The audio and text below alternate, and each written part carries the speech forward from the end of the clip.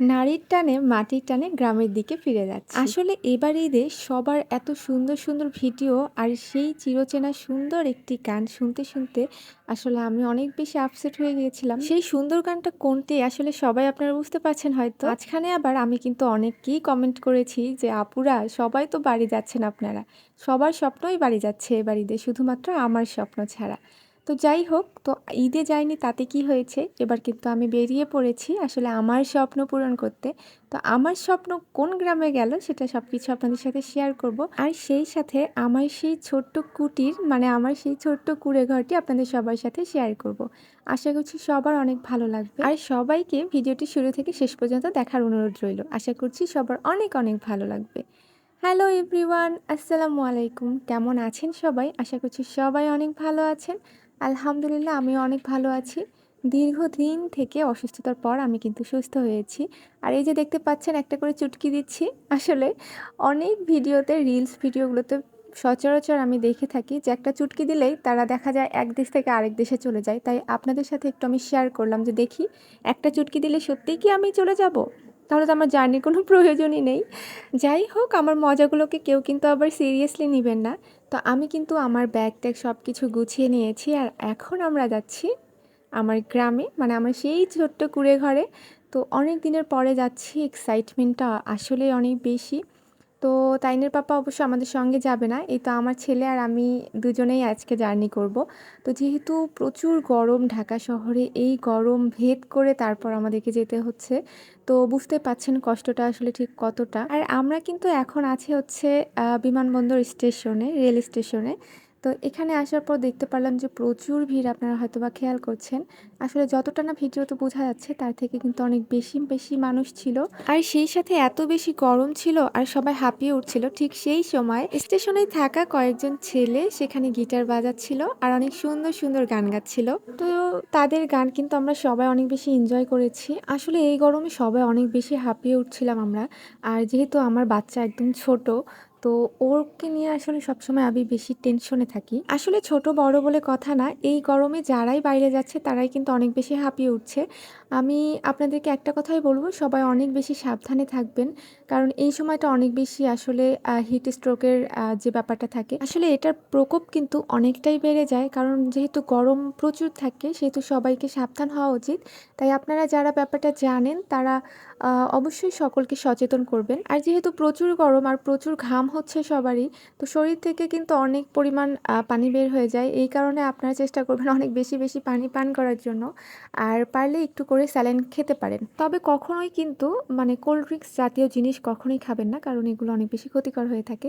তো আমার ছেলে যেহেতু অনেক বেশি ঘামছিল আর বরাবরই ও আসলে গরমটা সহ্য করতে পারে না, তো ওর বাবা আসলে একদম ঠান্ডা পানি নিয়ে এসে তারপর ওকে স্যালাইন বানিয়ে দিচ্ছিল। আর ওর বাবা এইসব দিক থেকে আর কি অনেক বেশি কেয়ারফুল সবসময়ই, আর ছেলের প্রতি তো অনেক বেশি কেয়ারফুল। তারপর যাই হোক, আমরা এই তো ট্রেনে উঠে গেছি, আর ট্রেনে ওঠার সময় কিন্তু আমাদের একদমই ঝামেলা পোহাতে হয়নি। আর না ট্রেনের ভিতরে অনেক জ্যাম ছিল এমনটাও কিছু না, আসলে দেখা যায় ট্রেনে সচরাচর কিন্তু অনেক লোকজন থাকে। তো মাঝখানে রাতের বেলা আসলে আমরা যেহেতু রাতে জার্নি করছিলাম, তো আমি জার্নির সময় আসলে ঝাল কিছু খেতে অনেক বেশি পছন্দ করি। তাই আমি ওখানে ঝালমুড়ি খাচ্ছিলাম আর ছেলে ঘুমিয়ে গিয়েছিল। আর এটা হচ্ছে একদম ভোরের ভিডিও।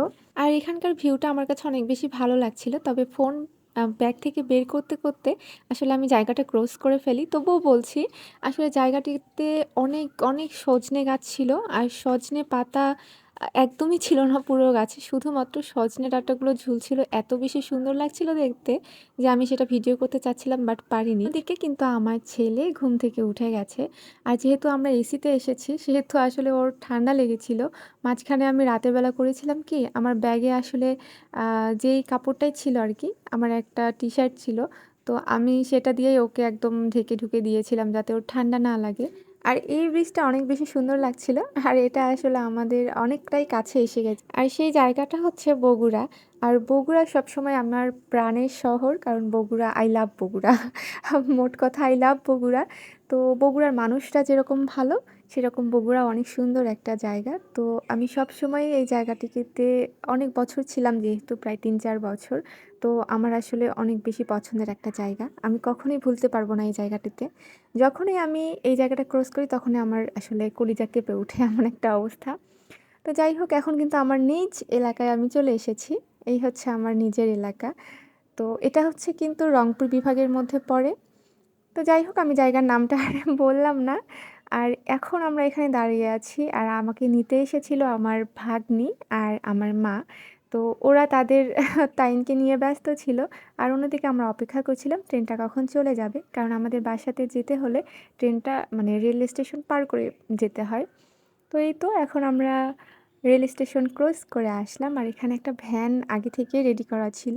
তো আমরা সেই ভ্যানটাতে উঠে যাচ্ছি। আর অন্যদিকে আমাকে একটুও ধরতে দেয় নাই। তারা ২ জনে ব্যাগ নিয়ে আসলে উঠাচ্ছিল। আর বলছিল যে, "তুমি জার্নি করে আসছো, তোমার এগুলো ধরার কোনো দরকার নাই।" তো যাই হোক, ওরাই সবকিছু সবসময় করে। আমি যখন বাসায় আসি, আমার ভাগ্নিরা অনেক বেশি আমার প্রতি কেয়ারফুল। তারা বেশিরভাগ কাজগুলো তারা করতে চায়, নিজের থেকেই করে। আর অন্যদিকে আমার মা তো আছেই। মানে ওই যে কথায় আছে না, বাবার বাড়ি আসলে বলে কথা। বাবার বাড়ি হচ্ছে আসলে প্রতিটা মেয়ের সবথেকে শান্তির একটা জায়গা। বিয়ের পর আসলে একটা মেয়ে কোথায় গিয়ে সবথেকে বেশি শান্তি পায় আমি জানি না। তবে আমি আমার স্বামীর বাড়িতেই সবথেকে বেশি শান্তি পাই। আর বাবার বাড়িতে গেলে সেটা বোনাস হিসেবে থাকে আমার। যদিও আসলে আজকে আমি বাবার বাড়ি বলব না। আজকে আমি আমার নিজের বাড়িতেই যাচ্ছি, আমি এটাই বলব। আর কারণ বাবার বাড়িতে অলরেডি আমার ভাই থাকে। তো যেহেতু আপনারা সবাই জানেন যে আমি নতুন একটা ছোট্ট একটা বাড়ি করেছি। আসলে আমার সামর্থ্য যতটুকু ততটুকু দিয়ে আমি যতটুকু করতে পারি ততটুকু আপাতত করে রেখেছি। কারণ যেহেতু আমরা সেখানে থাকি না, তো আমি সেটা আপাতত ছোট কুঁড়ে ঘরই বলব। তো চলেন আজকে আপনাদেরকে আমি আমার ছোট কুঁড়ে ঘরটা আপনাদের সাথে শেয়ার করব। আর অনেকেই কিন্তু বলেছিলেন এর আগে যে, "আপু তোমার বাসাটা আমাদেরকে একটু দেখিয়ে দিও।" যেহেতু গ্রামে তেমন একটা আসা হয় না, তবে ইদানিং কিন্তু আমি প্রায়ই বাড়িতে চলে আসছি। কারণ আসলে জানি না, অন্যরকম একটা মায়া কাজ করছে ইদানিং।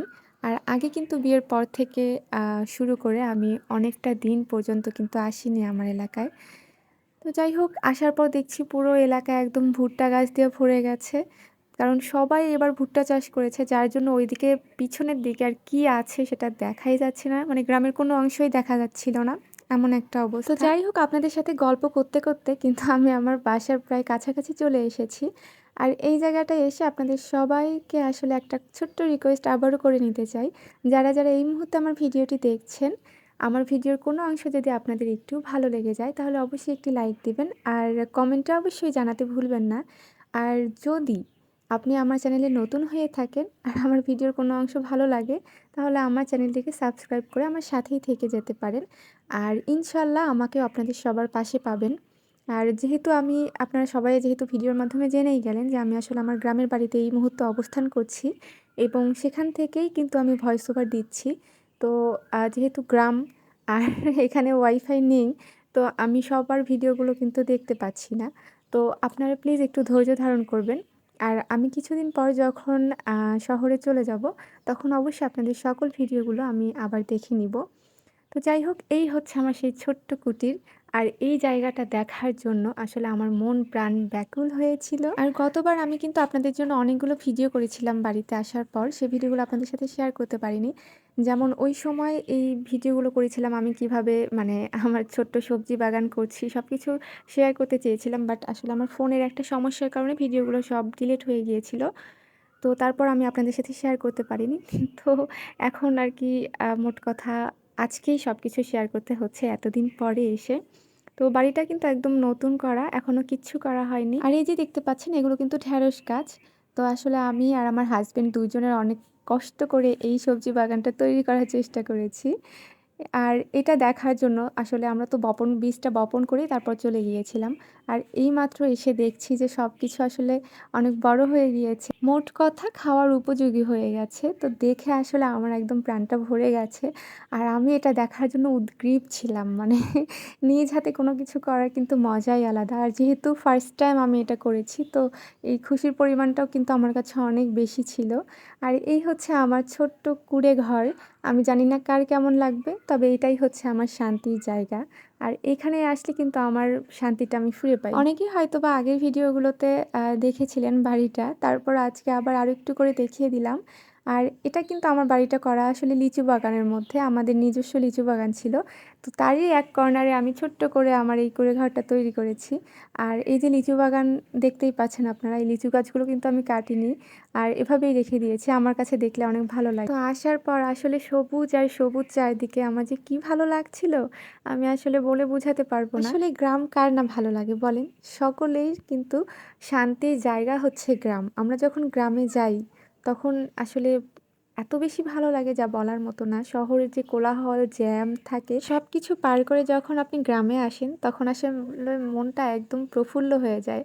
তো বাড়িতে এসেছি আর আসার পরে আমি জাস্ট বোরখাটা খুলে জুতোগুলো খুলে আমি আসলে মাটিতে পা দিচ্ছিলাম। আসলে এই শান্তিটা বলে বোঝানোর মতো না। আসলে খালি পায়ে মাটিতে হাঁটতে কার না ভালো লাগে? আমার তো অনেক বেশি ভালো লাগে। আমি অনেক বেশি শান্তি পাই। আর এই তো আমি জাস্ট মানে বাসা থেকে বের হয়েই আমি বাইরে চলে এসেছি। আর এদিকে কিন্তু আমি অনেক কিছু আরকি চাষ করার চেষ্টা করেছি। যেমন বরবটি আছে, ঢেঁড়স, পুঁইশাক সবকিছুই অনেক সুন্দর হয়েছে আলহামদুলিল্লাহ। আর আমার বোন যেহেতু বাড়িতে ছিল, তো সে কিন্তু ঈদের আগেই চলে এসেছে। এখানেই ঈদ করেছিল। শুধুমাত্র আমিই আসতে পারিনি। যার জন্য আমার কষ্টটা অনেক বেশি ছিল। তাই ঢাকা থেকে ফিরেই আমি আপুর বাসায় ১ম এ চলে যাই আপুর সাথে দেখা করার জন্য। আর অলরেডি সে হচ্ছে দুধ দিয়ে হচ্ছে বাসায়ই দই বানিয়েছিল। সেটা অনেক মজার হয়েছিল। তো আমার জন্য সে ফ্রিজে রেখে দিয়েছিল। কারণ জানে যে আমি চলে আসব। আর এইদিকে আইসক্রিম রেখে দিয়েছিল যেহেতু অনেক বেশি মানে গরম। তো বোন বলে কথা আসার সাথে সাথেই সে আপ্যায়ন শুরু করে দিয়েছে। আর আমাদের যে বাড়ি সেটা কিন্তু একই সঙ্গে। আসলে এক সাইডে আপু বাড়ি করেছে আর এক সাইডে আমি বাড়ি করেছি। তো যেহেতু কাছাকাছি সেহেতু আসলে আরো অনেক বেশি ভালো হয়েছে। আমরা সবাই একসঙ্গে থাকতে পারছি। তো এই তো আমার ছেলের জন্য আমার বোন হচ্ছে ব্যাট বল কিনে রেখেছিল। আমার ছেলে তো এগুলো পেয়ে মহা খুশি। আর এই তো সে তার কাজিনদের সঙ্গে অনেক বেশি মজা করছিল। আর সব মিলিয়ে অনেক সুন্দর সময় কাটাচ্ছি। তো যাই হোক কথা বলতে বলতেই কিন্তু বিদায় বেলা চলে এসেছে। তো আজকে আর বেশি কথা বাড়াচ্ছি না। এখানেই শেষ করছি। সবাই ভালো থাকবেন, সুস্থ থাকবেন। আসসালামু আলাইকুম। আল্লাহ হাফেজ।